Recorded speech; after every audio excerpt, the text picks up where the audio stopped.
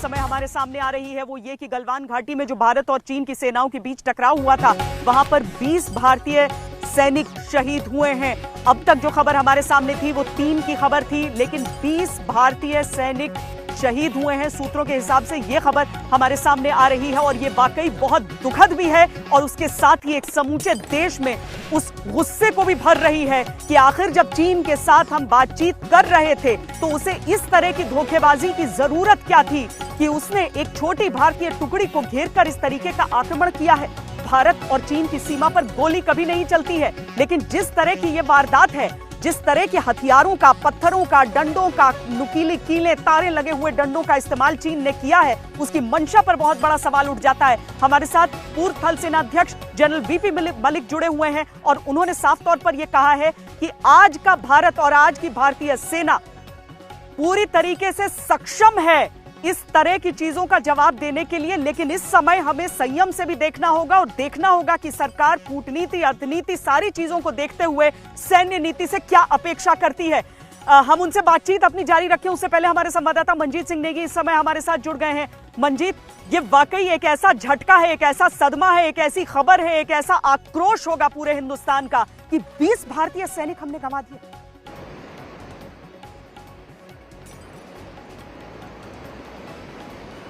श्वेता,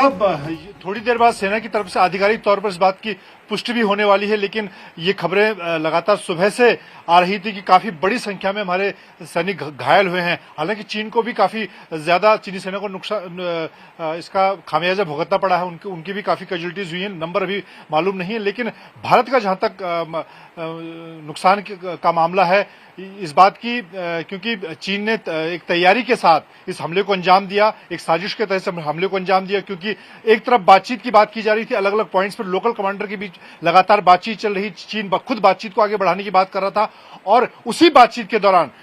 उन्होंने पीछे से काफी तैयारी की। जैसे कि हम लगातार बताते जा रहे थे कि चीन ने अपने तरफ काफी बड़ी संख्या में और बड़े हथियारों के साथ अपनी तैयारी की थी और कल जब ये घटना हुई देर शाम को, लोकल कमांडर स्तर की जब बातचीत हो रही थी, उस दौरान चीन की तरफ से कुछ हरकत हुई। उस हरकत को देखते हुए हमारे जो बिहार रेजिमेंट के सीओ थे अपने जवानों के साथ वहां पर पहुंचे और चीन की तरफ से एक बड़े हमले को अंजाम दिया गया। हालांकि उसके बाद हमारे जो पीछे से जब बाकी सैनिक पहुंचे उस हमले को नाकाम भी किया गया, लेकिन उस फेस ऑफ के दौरान एक तरह से ये पहला मामला है जब इतनी बड़ी संख्या में हमारे सैनिक शहीद हुए हैं।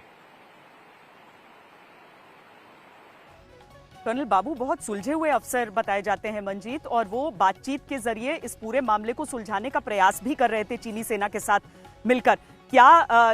अगर मैं सैनिकों के बीच जानना चाहूं आपसे, तो आक्रोश बहुत ज्यादा है इस विश्वासघात का?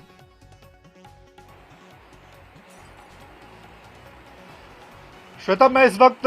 धारचूला जो कि चीन से लगने वाली दूसरी सरहद है उत्तराखंड, वहां पर हूं और आज पूरे यहां धारचूला से लेकर लिपुलेख जहां पर भारतीय सेना की तैनाती, आईटीबीपी की तैनाती है, देर शाम जब मैं वापस लौट रहा था तो हालांकि यहां पर भी सेना ने चीन के मुकाबले में पिछले दिनों में जो मूवमेंट हुआ है, काफी एक्स्ट्रा डिप्लॉयमेंट किया है, तो एक तरह से आक्रोश था। जो कुछ सैनिकों से मैंने बिना कैमरे की बात करने की कोशिश की, उनका कहना था कि अब बहुत हो चुका है, इसका जवाब मुंहतोड़ जवाब दिया जाना चाहिए। तो ये एक सेंटिमेंट भारतीय सेना का और यहाँ पर जो खासतौर से सरहद से जुड़े लोग हैं उनके बीच में निश्चित तौर पर देखने को मिल रहा है। और अब जब इस खबर की पूरी तरह से पुष्टि होने के बाद सेना की तरफ से एक आधिकारिक बयान भी जारी होगा इस पूरे मामले को लेकर, कितने हमारे सैनिक घायल हुए, कितने शहीद हुए हैं। तो ये, क्योंकि हम लगातार श्वेता एक बात कहते रहे हैं कि चीन के साथ कम से कम ये लाइन ऑफ एक्चुअल कंट्रोल एक ऐसी सरहद है जहां पर बातचीत से बात होती है, ज्यादा से ज्यादा धक्का मुक्की तक ही बात होती है। अभी तक गोली नहीं चली, लेकिन अब लोगों को ये लगता है या जो सैनिक है उनको ये लगता है कि इसका कोई फायदा नहीं है। चीन ये भाषा शायद नहीं समझता है, उसको उसी की भाषा में जवाब देना होगा। जी मंजीत, थोड़ी देर के लिए मैं रोकना चाहूंगी आपको, चूंकि इस समय न्यूज एजेंसी एनआई की तरफ से यह खबर आ रही है कि चीन के 43 से 45 सैनिक बुरी तरह से घायल हुए हैं। इनमें बड़ी तादाद उन चीनी सैनिकों की है जो मारे गए हैं। चीन की तरफ से अभी पुष्टि, दरअसल भारत में खबर चलने के बाद ही वहां से कोई पुष्टि आ रही है। तो आपको बता दें पहले कि ये जो झड़प हुई थी भारतीय सेना और चीनी सेना के बीच, उसमें न्यूज एजेंसी की तरफ से खबर यह आ रही है कि चीन की तरफ से भी 45 सैनिक बुरी तरीके से घायल हुए हैं और उनमें से बड़ी तादाद में मारे भी गए हैं।